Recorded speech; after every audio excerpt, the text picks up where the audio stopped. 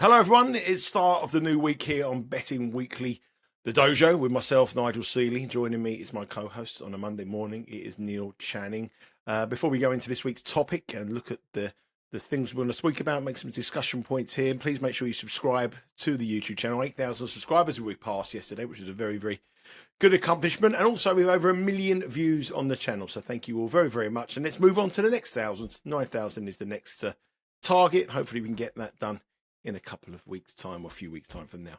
Hopefully a few weeks, probably more likely to be months. But anyway, good morning, Neil. How are you? Hi, Nigel. How are you? Yes, it's been a long week since I spoke to you last week. We had the Cheltenham Festival, big horse race meeting that we talked about a little bit last week, and I suddenly realised actually on the Tuesday that it's 40 years since I had my first bet on the Cheltenham Festival that I could really remember. And actually in that 40 years, I think this was my second worst Cheltenham Festival in 40 years. It could be third worst, but it was pretty bad. Yeah, I mean, I think that's the subject we're going to discuss here. There is obviously a big tournament starting across America. Later on this week, it's March Madness, and everyone's going to be all excited to go into the tournament. I think it starts today. Does it start today? I think tonight. Tonight in the UK. We're recording this on Monday. Oh, right. So I thought it started. Oh, if it's today, I knew it was going to be. I knew it was in March. But anyway, I suppose that everybody's going to come into that tournament full of optimism, full of excitement. You've got your bank. We've spoken about your bank management. We've spoken about not getting carried away. But then obviously, if you don't read it right on the first night or the second night with matches going off all over the place, then what is your mindset for the next set of matches? Do you think I'm not going to have a bet this? I've got my fingers burnt. I'm not betting at all. Or do you stick with your strategy and try to go again? Obviously, you've got to reduce your staking levels or things like that. And I suppose the purpose of this podcast here today on the dojo today is really the mindset of how you went through that last week. And I know it's horrible to bring up bad weeks or losing weeks. It's very easy to talk about winning weeks. But I was with you last week, so I bet everything that you said. And that's why you can see the for sale sign going up outside the house at the moment. But no, I'm joking aside. I mean, I bet everything that you said last week. And there was a stage where I thought to myself, what do I carry on in day three? But I thought, well, I can't not carry on because we had a very good day two, not so good day one. But I thought to myself, day one after day one, I was thinking, well, should I carry on here? But I would kick myself if we had a roll and I didn't. So I think, obviously, from a perspective of the yourself doing this, I think we just should go through these kind of processes that happen when you're in the middle of a tournament or you're in the middle of a 4-day festival or any kind of event, and things aren't going your way. Do you stick to your guns? Do you believe that you're going to change, or do you have a rebase of how you think the events, the races will go on this occasion after that, or the matches if you're playing March Madness? Well, I think first of all, because I have been doing it quite a long time, 40 years, blimey, how did I manage that?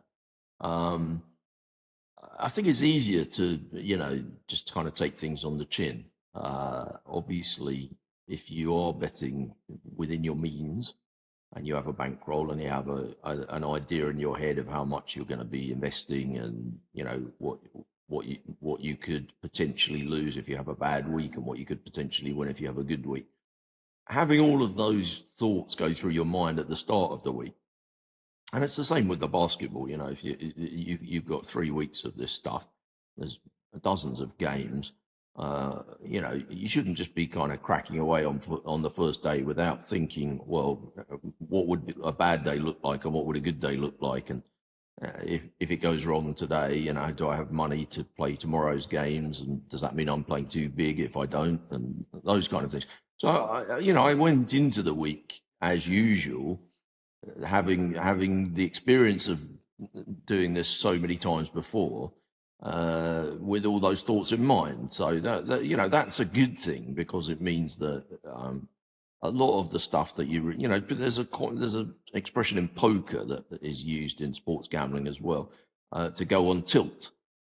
from the pinball machine. If you hit the pinball machine and the thing freezes up and you lose your ball, and that's because you tilted the machine. And that expression is used in poker because people go on tilt. They get upset with the previous outcome of the betting event, the hand, and they allow the tilt to affect the way they play on the next betting event.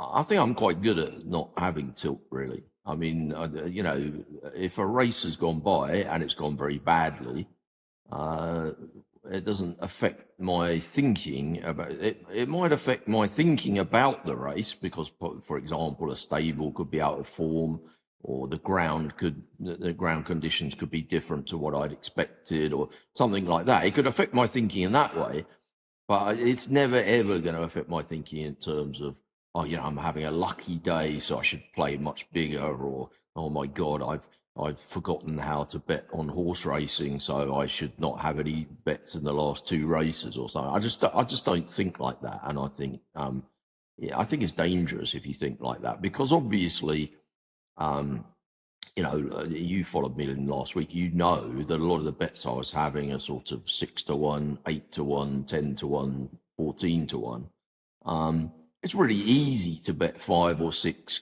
or even 10 or 12 consecutive losers at those kind of prices, and it doesn't really mean anything about whether you were doing the job correctly or badly. I mean, a guy that I know who moves a bit of money around for one of the biggest syndicates in the world on horse racing. He asked me how I was getting on after a couple of days, and I showed him the bets I'd had. And he had coincided, or his syndicate had coincided on a few of the bets. I didn't know that before the races. But we both backed a horse at 6-1, win and place. And it went off under 3-1. There was another horse that we backed. And just before we move, that when you saying that, I mean, this we mentioned about the liabilities and the limits. At the Cheltenham Festival, for a horse to go from 6-1 to 3-1, that is a substantial move. This isn't a 6-1. Anyone watching the show having a 6-1 shot and a 3-1 on a prop in the March Madness, or this is a market that's good for millions and millions of pounds. So go from 6-1 to 3-1 is a huge move. I mean, looking at the first race on the horses in England today, the race is off in 2 hours' time, and on the leading exchange there's about 12 grand matched. These races were having multiple millions matched last week. So, there's the size of the liquidity in the market is so much more. There was another one that we bet at plus 550, and we got it, win, place and show. And it went off plus 275. Unfortunately, we had 4 places. It wasn't even in the first 4. I know, and I'm sure anybody watching this will know. And that race, that race was built 100 to 1 shot one. That race, didn't it? I think. No, that was a different race, but I know what you mean. We had a couple of bets in that race. I remember that race that you're talking about. Yeah, we bet a horse at plus 200. It went off at plus 150. I just feel like a lot of the times when I'm looking in, it's easy to say afterwards, well, it's fine, I did everything right. I'm sure I didn't do everything right during the week, and I'm sure I can go through and find the odd thing I did wrong. But I do know from doing this job for a long time, if you consistently bet things at plus 550, plus 650, and plus 200 that go off at, in those 3 examples, plus 300, plus 275 and plus 150, you can do very well in the long run. Unfortunately, we weren't operating in the long run. We just had 4 days to measure it against, and it didn't go very well. So, obviously I worked really hard during the week, put in some long hours. It was quite hard work getting the bets down. I have my tipping thing, Betting Emporium. I was writing, large essays about each race for that. It took me a long time. I'm sure the customers that followed were disappointed with the way the results went, and we may have lost some of those customers and never see them again. I hope that most of them would have read it and realised that, there were sound reasons for doing what I did. But I do think to go back to your question, the important thing is just to trust your process, and you have to be careful. Obviously, you can't be arrogant. I don't think I'm arrogant, but it is possible for people to turn around and say, "Well, I didn't make any mistakes whatsoever. I just did everything right and got unlucky." Well, that can't be true. I mean, I'm making mistakes every single day. I'm sure of that. But I do think I, did as much prep as I could to try and eliminate mistakes. Covered as many angles as I could, read as much as I could, and yeah, I feel like I did the work well. Just the results didn't work out. So in that situation, I'm never really massively upset. I mean, obviously, I'd have preferred to win, and I did lose quite a lot of money, but um, this is just part of the job, really. And if you didn't ever lose, you wouldn't ever win. It's like it is an up and down thing. The graph hopefully goes up at the end of the year, but it doesn't just steadily always go up without ever going down. That basically never happens. And actually, I think I've talked to you about this before, the fact that I kind of switched a few years ago from having super high positive EV bets that were very high ROI, but hard to get on and very unpopular with the bookies, the sorts of bets that get your outs closed down quite quickly. And I switched to playing in events where the bookmakers are really promoting and looking to take business, highly liquid events. But it does mean that my ROI is lower, my edge is lower in those events, but I can get more money on. That was a decision I made in order to give myself longevity, to make my accounts last a bit longer and spend less time trying to find new outs. It does mean that I'm not getting all the gimmies. I don't, when they're absolutely giving out free money, I don't really tend to get involved in those ones. So it's harder to win, I guess, but it works for me. It just didn't work last week. I think the other thing you've got to remember, Neil, is that I'm talking last week at Cheltenham as the main example. Nobody won. There was nobody that won. Definitely people won. Apart from I saw a lot of people posting winning slips on Twitter. Yeah, but they were just. We've had this about this Instagrammers and all these kind of stuff before. No guy. Anybody who went into that Cheltenham last week and bet on the majority of races who went there for 4 days wasn't coming back with more money than they went there with. Somebody sent me a list of, I can't remember how many it was. I think it was like 12 or 14 like super popular horses that were very heavily talked about in the run up to Cheltenham that all lost. And he sent me this list and went, look at this list, these all lost. How could we have won? Well, the thing was, I only actually bet on one of those horses on the list. Like most of my bets were each way bets against those horses, and I just didn't get the right ones really. I mean, I think we had 4 winners on the week, and I said before I needed to have at least 6 really to show a profit with 28 races. I didn't have a winner in double figures. The biggest price winner I had was 9-1. So it was going to be hard to win if I'd have known that was the results. I would have said, yeah, that's a losing week. I also played really big on Thursday, and that had absolutely nothing to do with. You said it was a better day on Wednesday. I mean, it was only better in that we bet 2 winners. We actually virtually broke even, but made it like a tiny loss on the day. But Thursday, I thought. I certainly didn't give any thought to, we need to get even, or we need to have a big day to make it a good week. And I just don't think like that at all. None of that crossed my mind for 1 second. I looked at the 7 races on Thursday, looked at the place terms available, looked at the markets in terms of whether there were horses I wanted to oppose, and decided that it was a really good day to get involved. And we played bigger on the Thursday. I've been doing Betting Emporium, the tipping site, for 11 years now, and it's made a profit every year for 11 years. has not made a profit at Cheltenham every year in 11 years. I think I think we might be 5 and 6 on Cheltenham's, but anyway, whatever. Um, it, um, it turned out to be, I think, the biggest ever staking day for the tipping site. So I definitely thought that it was a good day to get involved, but we did bet a lot of horses at 12 and 14 to 1, and none of them won. And obviously, if you get one winner at those prices, it makes up for a hell of a lot of losers.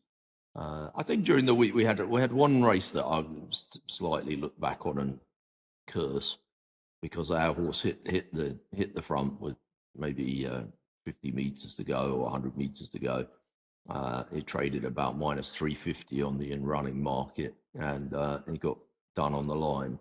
And that was a 25 to 1 shot. Yeah, it was 25 to 1. So we actually took 16 to 1, I think, in the morning. But some people would have got best odds guaranteed and got 25 to 1. Yeah, that would have made up for quite a lot of the bad stuff that happened. And sadly, we just got the place part out of it. But there you go. I mean, we lived to fight another day. Just going back to the how the books. I mean, all the hot pots got beat at Cheltenham last week. Like all the ones that everyone, all the short price ones that everyone was expecting to do. All of them. A lot of them got turned over. Yeah. But also all the ones that you would play, like the sort of second or third favourite for the each way money, none of them placed. Yeah. And that's where the bookies got a lot, because they not only got the ones that the favourites, the shrewd money that was betting the place money on the second or third favourite in nice handicaps, and they were won by 33 to 1 shots, 40 to 1 shots, and none of those were in the top 4 or 5. And the favourites in those big races, the hot pots, got turned over. So I think it must have gone down. I can't remember in living memory where it would be a better Cheltenham for the. I think the industry did very well. They must have for sure. Yeah, the racecourse bookies. I mean, on day one, 7 races. On paper, you could look at it and say, well, the punters should have probably come out on top on 5 of those, and the bookies on 2. But the thing was that the 2 were the Champion Hurdle, one of the biggest races of the week. The horse was won at kind of 50 to 1, or I don't think it went off that price, but it essentially was that kind of price in the run up to the meeting. And it was unconsidered. In fact, it wasn't even going to go to that race until the day before. I think they made the decision 2 days before. So that was a big kind of a big shock. And then the Arkle Trophy, one of the novice chase races, the favourite was very short to win that, and a lot of people had it in their parlays, and those multiple bets really helped the bookies, because there were 4 obvious short ones on day one for the 4-fold parlay, and 2 of them got beat. So anybody even having the 3-fold parlays has lost as well. Yeah, it was. It's a big thing for the industry in the UK. I mean, I think the bookies will have done really well. Their share prices on the quarter go up on the basis of that, and obviously racing takes a levy from losing bets.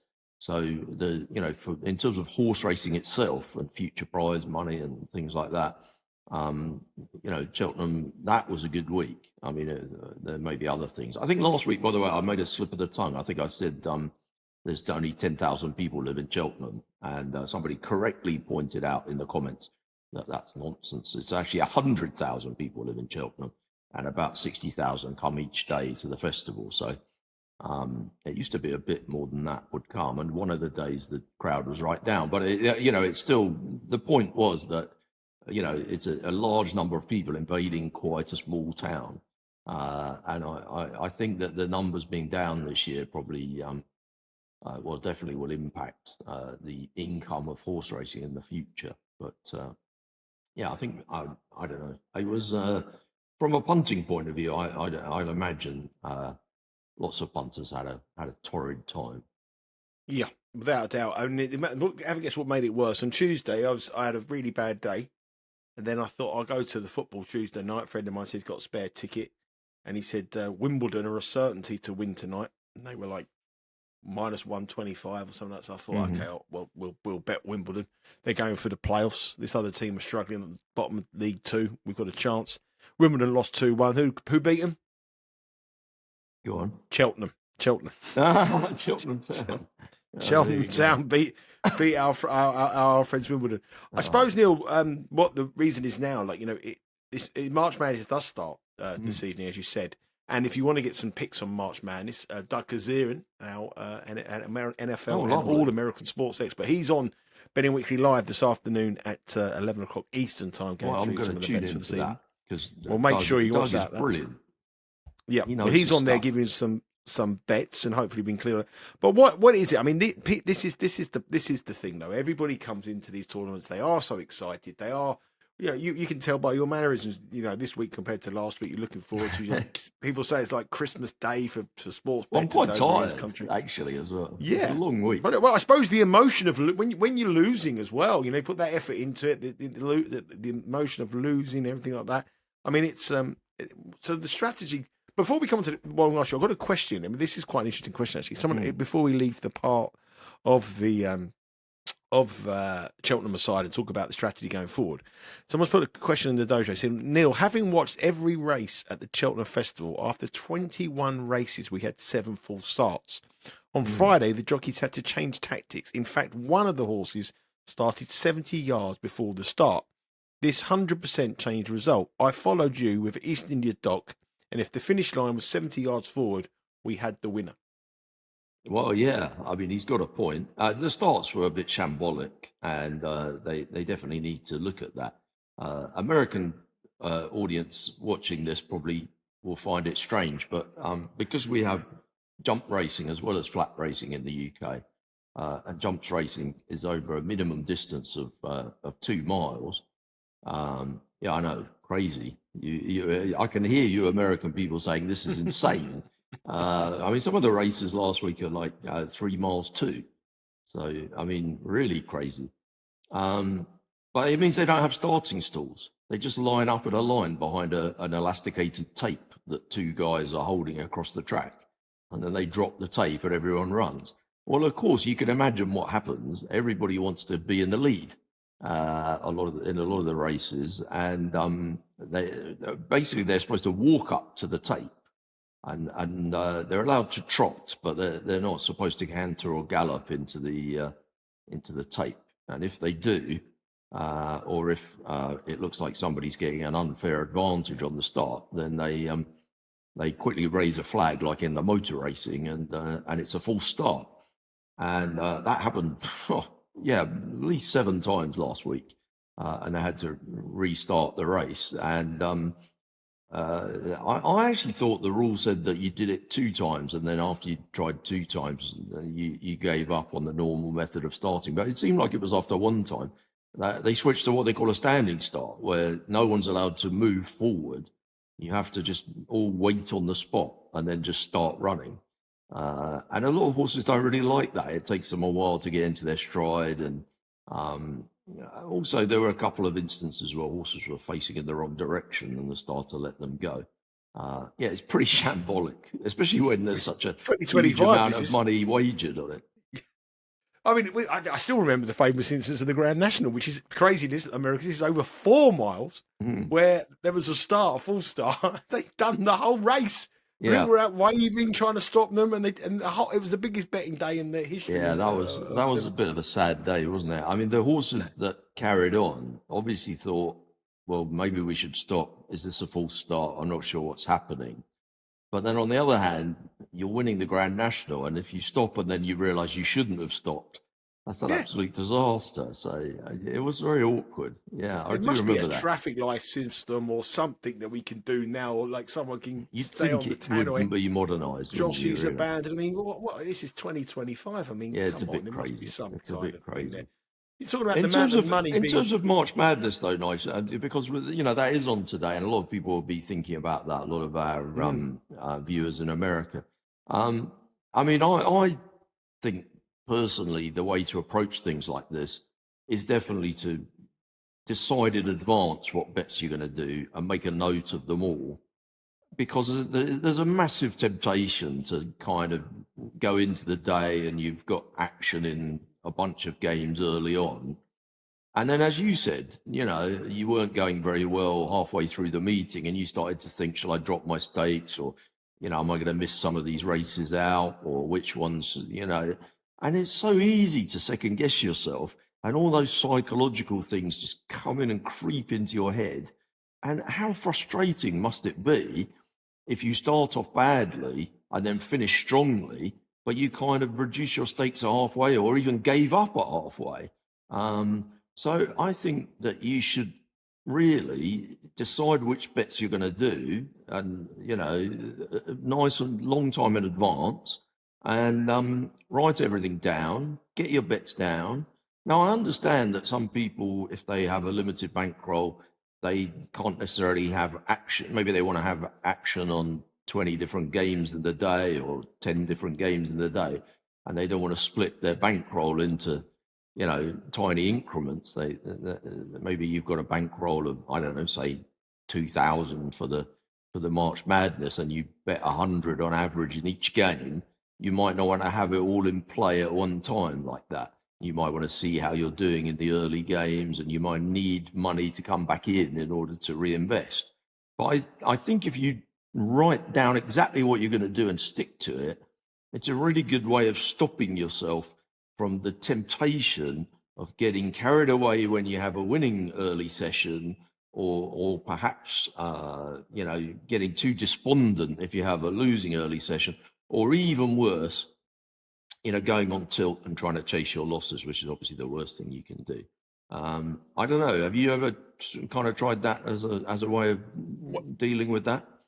Well, I knew full well what I wanted to bet with Cheltenham this weekend. I knew I had a figure in my mind. I wanted a point size in my mind, and I wanted to get through it.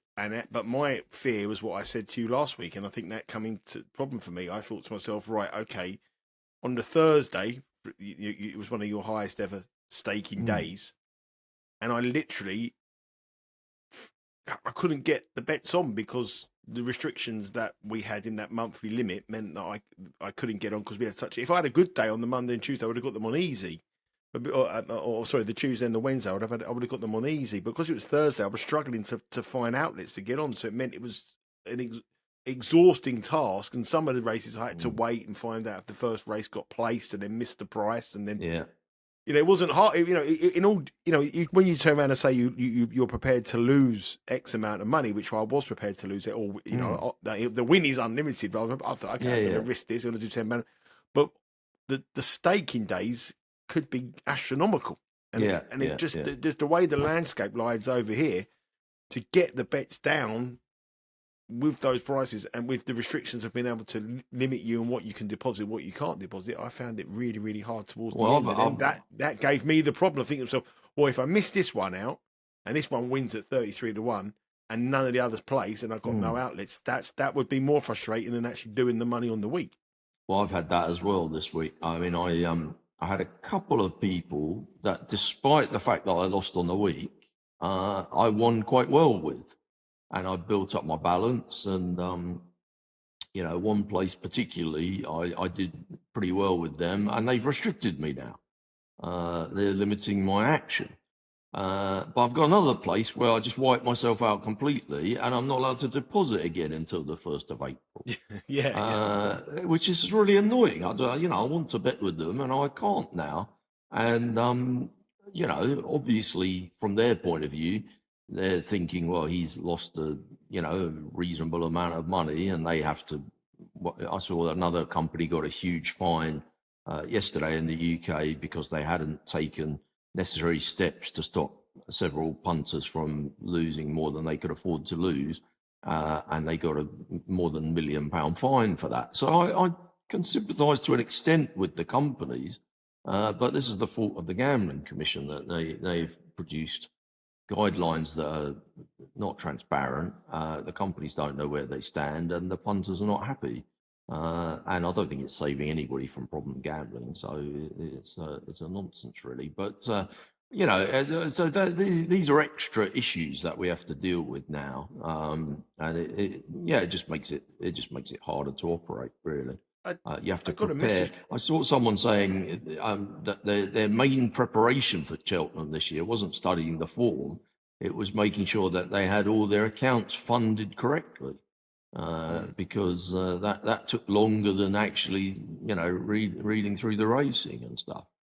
knowing which which ones they got the restrictions on. You know, one day you can't go back to say two. It's a bit of a minefield on a progress, and obviously the American market doesn't have that problem. But I mean, I read someone said, I think someone sent me a message on social media. They said that they were in the tote office. So that's it's like a hospitality area where someone takes Mhm. your bets, and it goes back into the pool in the UK. Yeah, like And pari-mutuel betting. yeah, Yeah. it was restricted to £200, and then you had to show passport in the tote at Mhm. Cheltenham in the VIP area at the tote at Yeah. Cheltenham. I mean, what? And then you got a guy who's hired a helicopter for a day, landed, turns up with 50 grand worth of money wherever he's got it from, posts a picture of on Instagram, and he can get on the bet no problem. I Well, mean, this what is, I what mean, I what mean, on this is earth is probably going on? another subject. I don't know whether people are familiar with that, but there's a whole kind of culture, a little subculture brewing of online influencers who, appear on paper to be huge winning punters, and they bet in cash at the races with on-track bookies, and they film themselves doing it, and it's very much a lifestyle thing. The later videos normally show them out in the nightclub or hanging out with the girls and stuff. I mean, all of these things you're not allowed to kind of portray in gambling advertising in the UK, but they're getting huge numbers of interactions on social media. I think they're actually probably terrible for the gambling industry generally, and not a good development. But Do I you reckon also they're I don't placing the I don't bets, know. Neil? Do you find that stuff entertaining? I'm not sure that I do really. I mean, there's one particular well-known person here who's had a bad Cheltenham as well. Who Mm. I think he's very, very good. I mean, I when he watched quite. I won't I think name he's check good. him because he's got Yeah, enough followers already. But yeah, I watched a lot of his content this week, which I never normally do, and I thought it was quite entertaining. But I don't know yeah. whether it wasn't Schadenfreude though. Freud. I wasn't like funking for him to lose. I don't really It was. have a strong I thought he looked opinion. really honest. I thought it looked very honest and genuine. Mm. And I sort of felt for him in terms of losing your money and winning your money. And he's just trying to get the sport popular, which I can understand I think that. he's done an amazing job in terms of growing his followers and Yeah, getting eyes on the sport, especially from young people, young guys, which is a demographic that racing probably struggles to hit. I found one video quite funny because he was walking around the town of Cheltenham saying how quiet it was compared with past years. And he turned around the corner and he bumped into another guy that's doing social media influence, pretending to be a professional gambler stuff. Uh, and, uh, and they both had a chat about how it was going. And I thought, God, you can't even walk from one bar to another without bumping into another one of these guys who's supposedly living the life. yeah. I I think don't it's know. more honest when you see Sean Calver get the $1 bus at the. That I was the only like that. Instagram I was Maybe we following. should see I was Sean watching. Calver, getting his money out in cash and, Yeah. and like, throwing it down at the bookies. Maybe we can have a word with Sean about his Well, videos. Sean Calvert and I, we went to a tennis tournament last year, and we were all there at the same time. Maybe the year before, Queen's Club, I think it was. Uh-huh. And there was 4 or 5 of us, and we had a winner, and we all bought ourselves a bottle of champagne. And Sean Calvert did buy a bottle of champagne and sat down with us. So we all had a few bottles of champagne, and Was he, he he surprised to enjoyed. learn how much bottles of champagne cost? I'm Yeah, thinking he especially doesn't buy a lot especially of at a bottles of grass champagne. No court, offense, Sean. especially at a grass court tennis tournament in London is rather expensive. But I mean, I would much rather have Sean Calvert get the $1 bus. And at the end of last week, you had all these Instagrammers landing in helicopters, Yeah, landing in Cheltenham, 30 grand in suitcases, going up to the yeah. thing. There's one guy, he's an Irish guy, I think he's got 30 grand. He's got a suit on, walks up to, I want that on number 4. They open it all up, thanks, sir. And he's on there and he's going crazy, gets back in his helicopter. We've got Sean Calvert here on Because We Win. Sean Calvert goes to Indian Wells last week, takes a picture of a slice of pizza that he had at the airport. He goes to the match. He doesn't. He usually films through the partitioning. He's never usually sitting on the main court. He doesn't want to pay the value for the centre court. He's always on an outside court. He's just filming through the partitioning. And then what we have with Sean, he gets the $1 bus. And then he gets given a freebie on the $1 bus, and he doesn't have to pay $1. And his video Quality. after is him full of it, smug, really Absolute happy with himself quality. because he didn't have to pay Quality. $1 to go 20 minutes on the bus. Well, he And these did. guys are going around in their helicopters. I think it was between day 1 and day 2. Sean gave us a a winner on the tennis at plus 330, and Yeah. I got back quite a bit of my Cheltenham losses on that one. So I'm not having a bad word to say about Sean this week. No, but he's real. I mean, that's real stuff. I mean, I'm going to Miami. I'm going to Miami next week, and for the tennis. Obviously, we've got a week off in the Premier League, so I'm going to go to Miami for the tennis. Going to spend 6 days there. I'll be on Instagram. Yeah, it'll be It's me. an interesting phenomenon, though, the internet influencer gamblers. And it does seem to be a UK thing. I haven't seen American versions of it. Yes, they've got the girl walking bets. Oh. She walks around, and she got in kind of some kind of trouble. You've got a lot of. You'll have to send me links to all this stuff. There's a few. I'm unaware of this subculture. Not as now. There's a lot of them. There's a lot of them around. I think there's a man in Vegas called is he called Sean Perry? He was on today asking for £1 million limits from anybody. I saw him this morning. I went to school with a guy called Sean Perry, and when I first saw this Sean guy, I know it wasn't. He used to have a duffel coat and a little duffel, but a little. I can tell you a story actually. I did play poker many years ago with Ralph Perry, who's Sean's father, and there was a bunch of us sitting at the table playing, and we're all chatting away. And this lady comes along who's quite a sort of striking blonde and sits watching the table for a while. And lo and behold, these lovely poker players can't resist commenting on her appearance in great detail, particularly as she seemed to have like a sort of fairly large cleavage going on.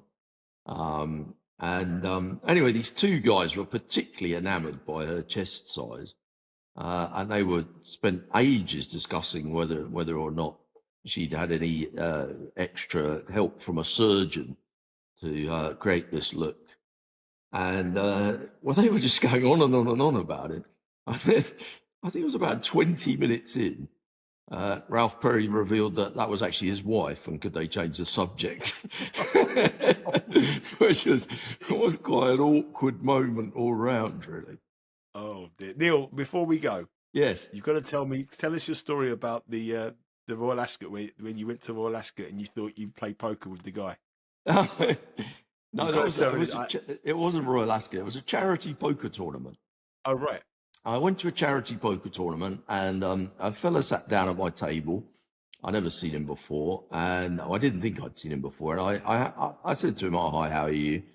And anyway, then another guy sat down and made a comment about me being a professional poker player. And generally speaking, there weren't too many professional poker players in this tournament. And he tried to sort of say, "Oh, we're unlucky to get this table because how are we going to win with this guy?" Obviously, you hadn't seen me play recently. Anyway, so now this fella that I've originally sat next to, he says to me, "Well, are you a professional poker player?" So I said, "Yeah." We start having a chat, and I said to him, "What do you do for a living?" And he said he's a farmer. So I thought that's quite interesting. So I said, "Well, what kind of farm do you have? Is it arable? Are you growing crops, or do you have animals?" "No, arable." He said, "Arable. I think wheat or something like that. I'm not sure, barley or wheat or something, whatever." And I asked him how big it was, and I think he said 8,000 hectares, which I don't know what a hectare is in acres, but it's massive anyway. I mean, it's the size of a small state in America, I guess. No, I think it's a pretty big anyway. And I asked him where it was. And then I asked him how he came to be playing in this tournament. How did a farmer from Gloucestershire end up in this tournament? And he told me his brother-in-law was on one of the other tables. And he sort of gesticulated in a kind of random way. And I sort of knew that there was a guy on that table who was a former England rugby player who is now married to Zoe Tyndall. He's Mike Tyndall, the rugby player. Zara Tyndall, who's she's Princess Anne's daughter, Zara Tyndall, and Princess Anne is the Queen's third child or second child. I don't know. Anyway, whatever. But none of that really occurred to me. We carried on playing poker. I got knocked out. And I was pleased that I got knocked out just before midnight. I was able to get the last tube home. Sean would have been proud of me. And it was probably about 20 minutes into the tube journey that I realised that the guy who said he was a farmer was actually ninth in line to the throne, the Queen's nephew. And it was the Queen's grandchild. It was not his nephew. It was his grandson, wasn't it? It was. Grandson. Zara's brother. That's right. Yes, you're right. The Queen's grandson. Yes. Yeah. There you go. I tell you what, Neil, you're a clever man, and you're. I just don't know anything about the royal family. You're brilliant at movies, but I tell you what, if you're on Who Wants to Be a Millionaire and you get a question on the royal family, give me a call. I'm not going to be asking honestly, you a specialist subject. I couldn't name Will and Kate's kids. I had no idea what they're called. I don't even know how many of them are. 3 in there. 3. I don't know. I just Charlotte, don't know. Louis, and another one. It's all news to me. Honestly, I had to do real concentration to remember that they're called Will and Kate. I can't even remember the name of the American woman that nobody liked, who I think seems perfectly fine. But Meghan. Meghan, that's it. Yeah, Meghan. He's called Harry. See, I do know a little bit. It's a struggle, though. Right. I really have no interest in the royal family. No. Anyway. If you do interest in the royal family, let us know. We're sending Neil off to the Tower. He won't be back next week. Yeah, he'll be sent off to the Tower. I think the French had the right idea. Outside of French, we're going to ask you about your story for Grand National Weekend when you sent Anne down the betting shop. I have to tell you that in Grand National Week. So that's in a couple of weeks' time. Couple of weeks' time. Hope you've enjoyed the show, Betting Weekly Dojo. If you've got any subjects you want to talk about, I know we've got a couple of messages come through. One of them come through this morning. It was a very long message about some questions you want to ask and subjects and some thought process that I haven't had a chance to read through it, but when I do, we'll look at subjects like that tomorrow. If there's anything else you want to get, put them in the comments below. If you've got about staking strategy, if you're going through a bad time, how you sort of approach it, and also if anyone's got any March Madness tips for us. Yeah, we need them. We need some help with this. We don't really have a lot of coverage of it in the UK, so it's a perfect time as well for us because there's no Premier League football now for 2 weeks, so the March Madness is going to be. Well, you need to be staying up all night watching college basketball nights. That's just what you need to be doing. Exactly. No, I'm going to Miami. So you're in Miami. Well, you're going to have some bets time on it then. It's going to be on in every bar that you're in. I don't go bars when I'm away. I won't be doing that. Anyway, that's been it for the dojo. Enjoy it. Hope you've enjoyed it. What are you going to do, Neil? We've got 8,000 subscribers. We really want to get that 10,000. We need to get to 10, don't we? I mean, have we? Do you reckon? Would you bet that we get it? I felt like it took quite a long time to go from 7 to 8. There must be people watching this now that haven't hit the subscribe button. Maybe that don't realise that it's free and you just press the button. And it gives us one more extra subscriber and it doesn't cost you anything. So if you could just do that now, that would be really good. Do join us by hitting the subscribe button and press like as well, because that can't hurt. Well, I'm thinking I reckon we get 10,000 subscribers by about Wimbledon. Well, let's hope so. Let's hope so. So hopefully we can hit that. Hit that subscribe button. Help us get to there. When we do hit 10,000, it really helps the algorithms and the sort of we can push these shows into more and more of a content, more of an audience. So that'd be great for you if you can help us do that. I think it's about 44% of people who watch the show do not subscribe. So if you're one of that 44%, please hit that subscribe button. That's all we ask you to do. Like I say, any questions you have, we're happy to ask you. Betting Weekly live every single day, midweek day, 11 o'clock Eastern time. We'll be giving you the content for that sport on that particular day, and it's all about March Madness this week as well. Some World Cup qualifiers. Yeah, the Americans and South American qualifiers are involved as well, and also the European qualifiers as well. So it's international football and it's college basketball all the way this week here on the Betting Weekly Studios. Neil, thanks for your time, mate. Sorry about Cheltenham, but you're only a couple of weeks away from the Grand National meet in Aintree, and we'll get it all back there as well, that's for sure. Take care, everyone. Thanks for watching, and we'll speak to you all again next week.